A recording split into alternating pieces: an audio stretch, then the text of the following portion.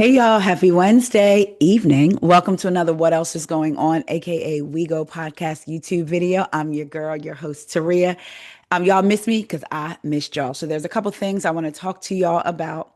So I won't make a 15-hour long video. I'm just gonna do a couple videos. First up, saw this the other day. This is according to Deadline. Tom Girardi sentenced to more than 7 years in prison. He is not going to a mental facility. He is going to jail. So let's get into it. The people is going to jail, honey. The people is going to jail. Okay. Again, this is according to Deadline. He was sentenced to 7 years. Okay, wait. So this is from Deadline, June 3rd. So y'all was today. Today is the 4th. Y'all, I didn't lost a day somewhere. So as of yesterday, he was sentenced to 7 years and 3 months. They acting like more than 7 years. I mean, 7 years and 3 months is more than 7 years, but still, he's sentenced to yesterday to 7 years and 3 months in federal prison for stealing 15 million from injured clients in a long-running Ponzi scheme he used to fund his lavish lifestyle. Girardi, who turned 86 yesterday, so he found out his sentencing on his 86th birthday, was ordered to surrender to begin his prison sentence on July 17th. He also was directed to pay more than 2.3 million in restitution and fines. I'm not even trying to be funny. If he goes to jail, right? He's going to jail, but he's also ordered to pay restitution. Where is the money for the restitution coming from? Is it his jail wages? Like, are they going to automatically give him a job in jail? And that's where the restitution is coming from, or they're going to like sell off assets, any that he has, because didn't they see some things? Y'all let me know. I am really curious. That man is going to be in jail. Well, I was going to say he's going to be in jail. I'm not even trying to be funny. We don't even know if he's going to be. People are living long. There was a story of a 100-year-old person driving. If he really is as ill as they tried to make it seem, then he may not be 7 years. Child, the sentencing came a day after U.S. District Judge Josephine Staten said that despite, child, y'all, why is my phone talking? Hold on. Okay. Y'all sent my daughter a text to one of our group chats saying that we was gonna sign her up, side note, for Love Island, but just keep her lips to herself. So everybody's on board, and she hadn't responded. So now she's saying, I've just risen. And now it's talking from my headphones. Child, I'm gonna have to turn my phone off because it keeps talking. Child, she don't even know what a Love Island is.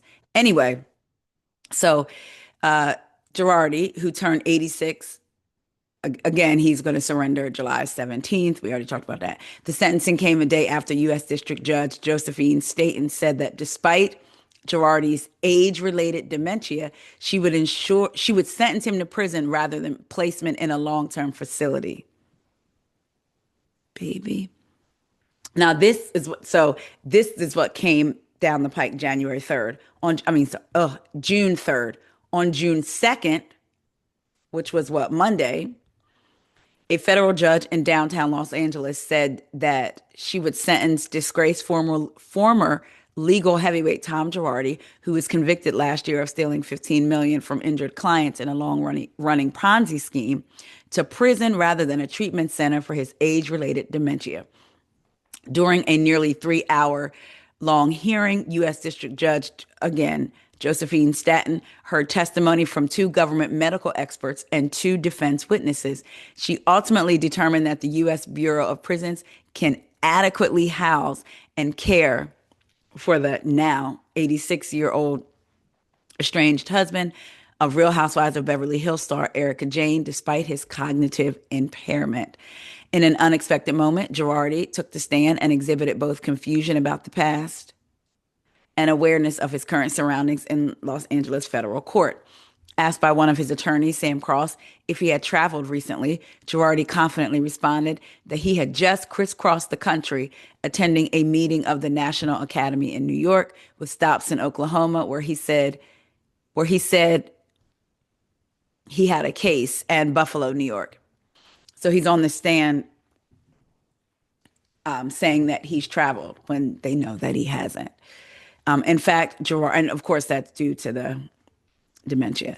In fact, Girardi has been housed in the secure memory care section of an assisted living facility in Orange County for over 2 years, except for the 6 weeks he spent at the beginning of the year being psychologically evaluated at a federal facility in North Carolina.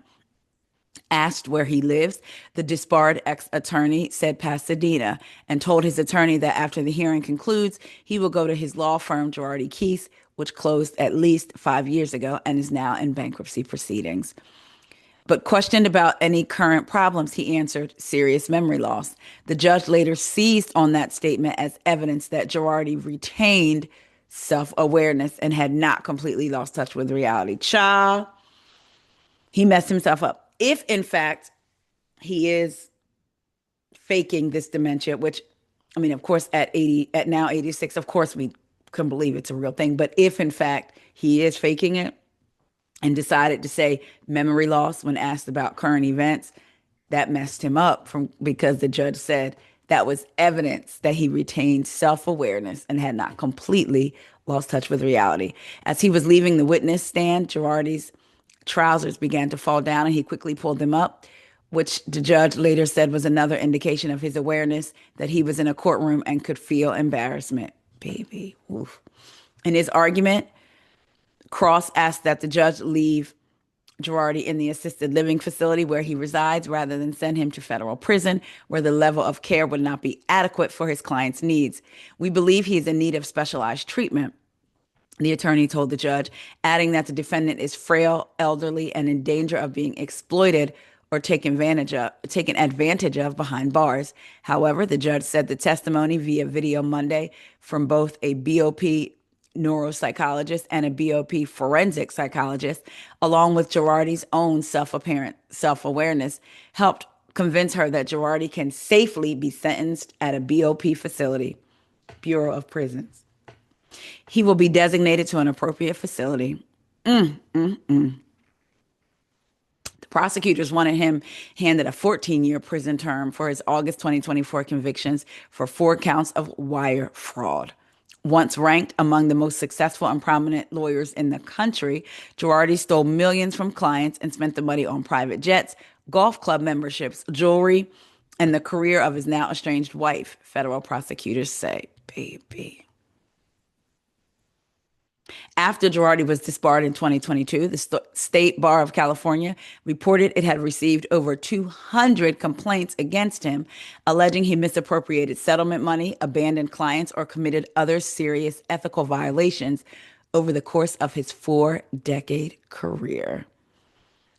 He going to jail. It is sad all around. Even sadder what he did to the victims. I watched that Hulu documentary. Did y'all watch it? Crazy. One of his clients had burns over his whole body and it is basically going to need a lifetime of care and surgeries. And he stole that man's money. Boy, when I tell you. So he's going to jail. Next up, NextGen NYC. Did y'all watch it? I didn't. I did not watch it, but I did see this clip and I want to get into it. So this is according to Reality Blurb. NextGen NYC's Ariana Beerman, we know that's Kim's daughter, reveals parents Kim and Kroy took her money and accuses them of lying. Plus says mom still asked her for money as her boyfriend Hudson McElroy reacts.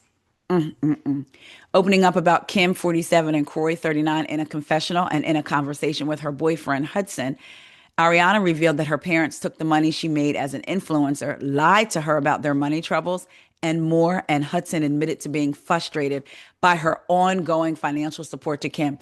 Can you imagine? She's now making money on her own reality show, and mama is in them pockets. I have been on TV since I was 5 years old. I did reality television with my family, and then I started posting on Instagram. I got my first brand deal when I was 14. I was doing like 3 posts a week, and you get paid astronomical to do a story or to do an Instagram post, and I made quite a bit of money.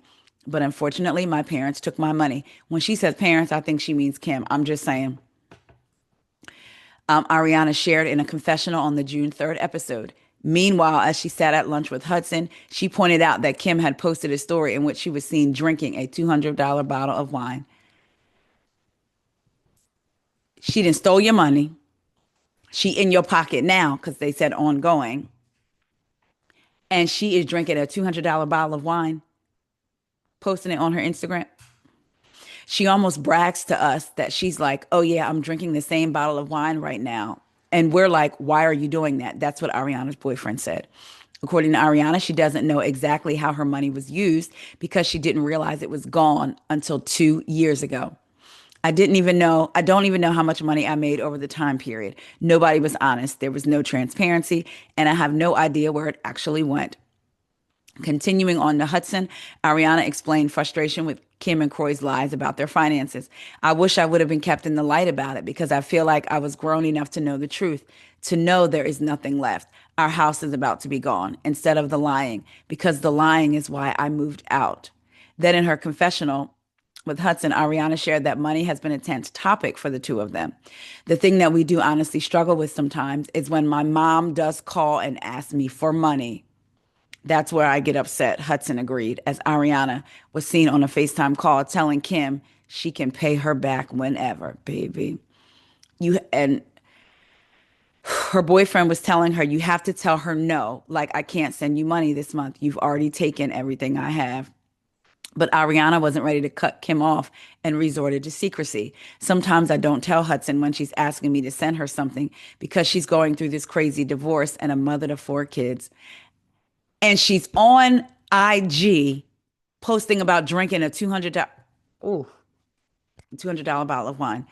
I get it, and I never want money to destroy the relationship with my family ever. You're still taking the money that you're making right now and giving it to her. Hudson complained on their lunch date.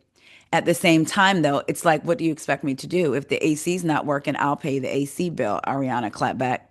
Still, Hudson was concerned about how Kim was actually spending the funds given to her by his girlfriend, Ariana. Are you sure it's money for the kids? How do you know exactly where that money is that you're selling her? It's pure cash. She can do whatever she wants with it. He then insisted that the matter was both of their businesses because of the position they put Ariana in. He said it's our business, wishing that Ariana would say no at least sometimes. Child. Now, look, I'm going to say this. She's been working since she was 5.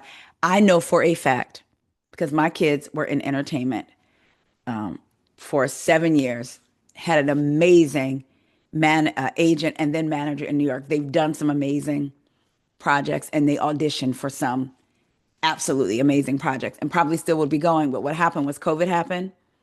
My son was getting ready to go off to college. And my daughter, one day, she was just like, Mom, I really want to possibly go the political route, either be a teacher of history, she loves history, or go the political route. And at that time, they didn't want anybody coming in, and there was a lot of self-taping going on. So they had to self-tape.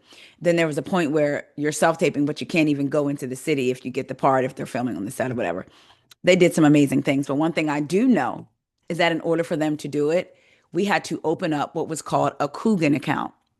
And that comes from Gary Coogan. He was an actor back in the either 50s or 60s.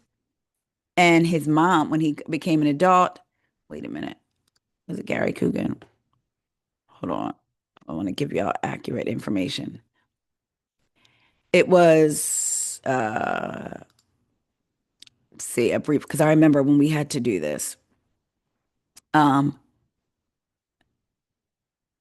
Jackie Coogan. Jackie Coogan became the film's industry's first child superstar. By the time he reached adulthood, however, his mother and stepfather had squandered every cent he earned. That led to a high profile lawsuit and prompted California to enact the first legislation to protect child performers, known as the Coogan Act. So, what a lot of people don't know is that when your child does a project, so much like, for instance, uh, years and years ago, well, I don't even have to get into numbers, but they do a project.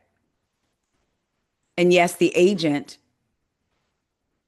or manager takes their cut but in taxes. But before that, Off the top, 15% of whatever the child gets paid must remain in a trust until they reach adulthood.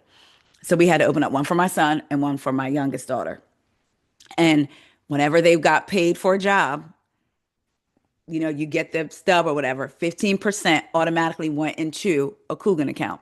Once they hit the age of 8, and then if it became more than $250,000, it was supposed to be managed by someone other than the parent or guardian who started, because you had to be a parent or a guardian who opened the account.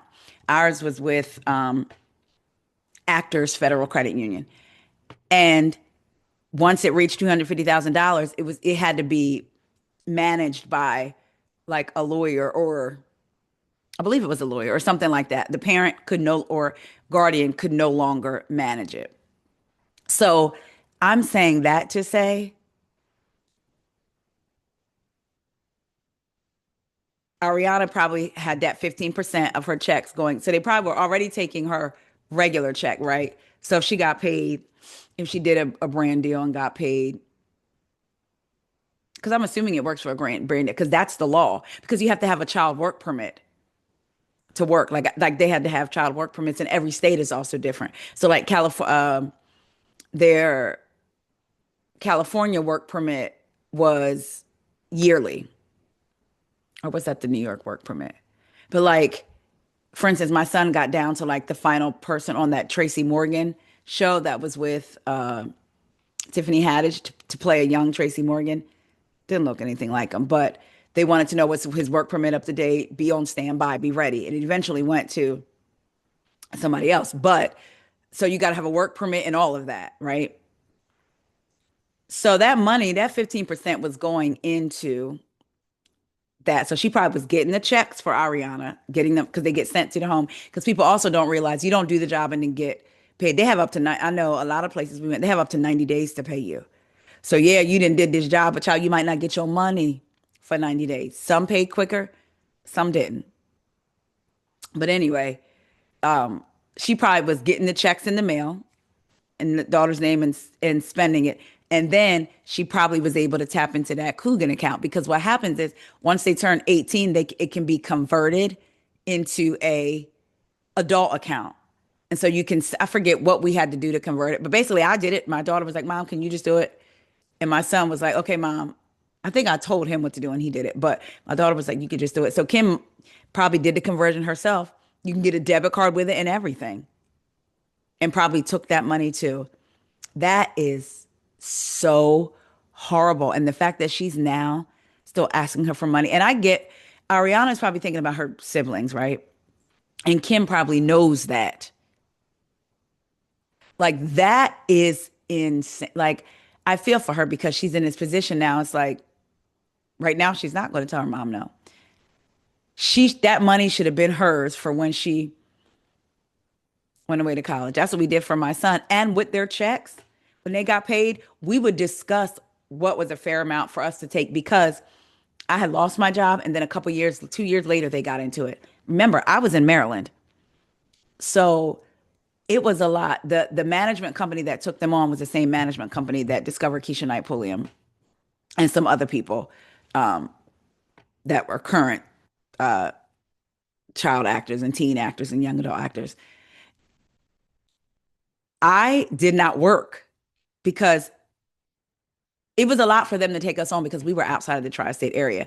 And the manager was like, because they had an agent. And then when they wanted to, they were like, Mom, we want to do this. I was like, all right, well, let's get a manager. And so we met with them and they were like, so you mean to tell me if they got an audition today and then I say, oh, you got to come back tomorrow, you're willing to come back from Maryland to New York? Yep. And we did that for 7 years. Sometimes they'd be gone 2 and 3 days a week. And at the time, me not where I was kind of like working, um, what's the place called where you go and they may put you in like temp positions, like an office uh job here for a week, there for a week. A lot of the places I did that wanted to hire me, but I couldn't because I was committed to them. They wanted to do it. So I didn't really work. So I was spending money either driving, getting on the mega bus to get to New York. sometimes 3 and 4 times a week. So we would have a conversation with them and say, what do you think is fair? Because they would have been like, have it all. And I didn't think that was fair. No, they put in the work and did all that.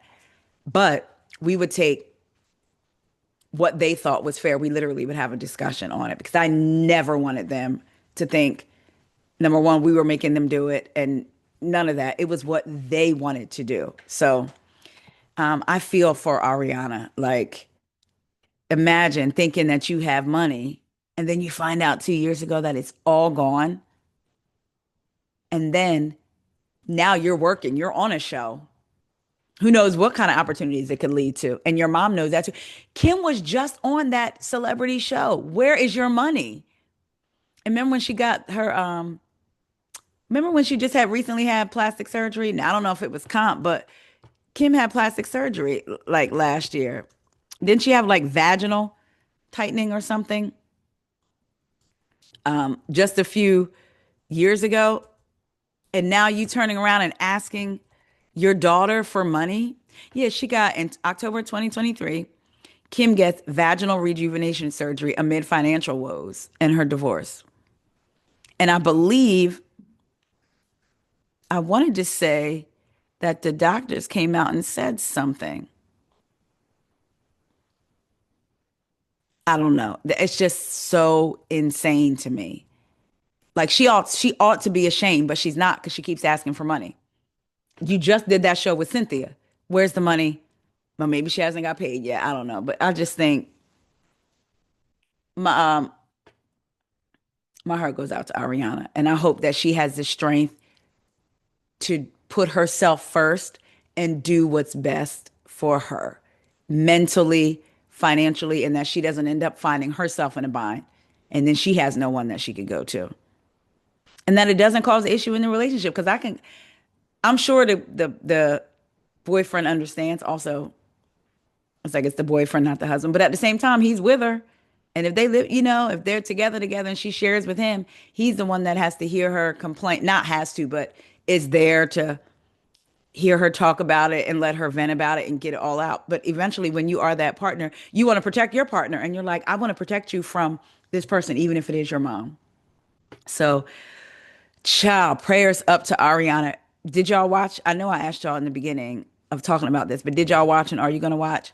Y'all see that clip where that girl, Georgina, said she ain't wash her hands and then wanted to hug Riley?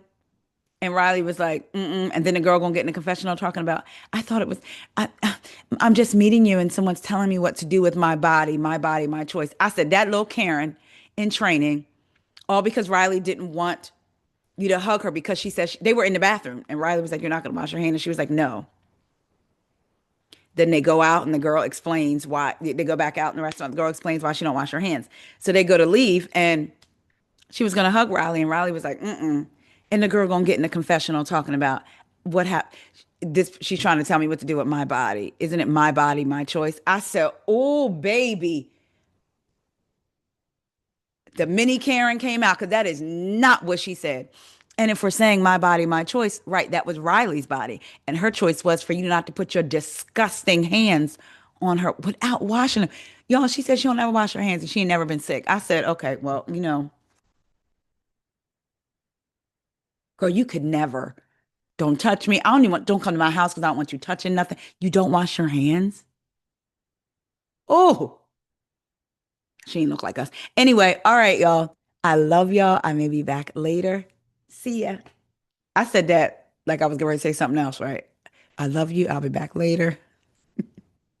Oh, I do want to come back later because I do have some rideshare rambles for you that some stories that I've been saving from this week. So, all right, y'all. Talk to you later. Oh, my eye's clearing up. One of y'all asked, how's my eye? Look, y'all. Can y'all see? It's clearing up. It needs to be completely gone by Friday because, I'm going to Corey's 30th reunion. All right. See y'all for real.